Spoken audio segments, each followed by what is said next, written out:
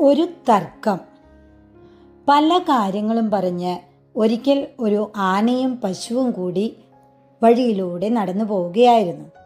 അങ്ങനെ പോകുമ്പോൾ അടുത്തൊരു തൊടിയിൽ ഒരു പഴുത്ത കായക്കുല കണ്ട് പശു ആനയോട് പറഞ്ഞു, അതാ കൊച്ചു ത്രേസ്യാമ്മയുടെ തൊടിയിൽ ഒരു കായക്കുല.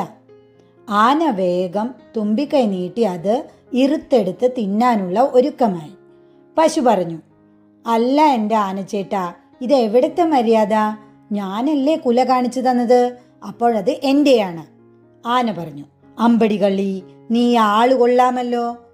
പൂവാലി പശു, മാവിൽ നിൽക്കുന്ന മാങ്ങ കാണുന്നവൻ്റെയോ അതിൽ കയറുന്നവൻ്റെയോ? അതുപോലെയല്ലേ ഇതും. അവർ തമ്മിൽ തർക്കമായി.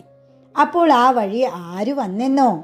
കബീഷ് എന്നൊരു കുരങ്ങച്ചൻ തർക്കം കേട്ടു. ആ കായക്കുല തൻ്റെ കയ്യിലെടുത്ത് മൊത്തമായി പരിശോധിച്ചു, തൂക്കം നോക്കി. എന്നിട്ട് പറഞ്ഞു, എൻ്റെ അഭിപ്രായത്തിൽ ഇതിൽ നിങ്ങൾക്ക് രണ്ടാൾക്കും തുല്യ അവകാശമാണ്. അതുകൊണ്ട് ഒരു പോംവഴിയേയുള്ളൂ, ഇത് ഞാനങ്ങ് എടുത്തേക്കാം.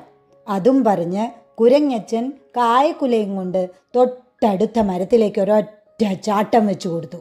അവിടെ ഇരുന്ന് പഴം ഓരോന്നായി പൊളിച്ച് തിന്ന് തോലെല്ലാം താഴേക്ക് ഇട്ടുകൊണ്ട് ഇരുന്ന് ചിരിച്ചു.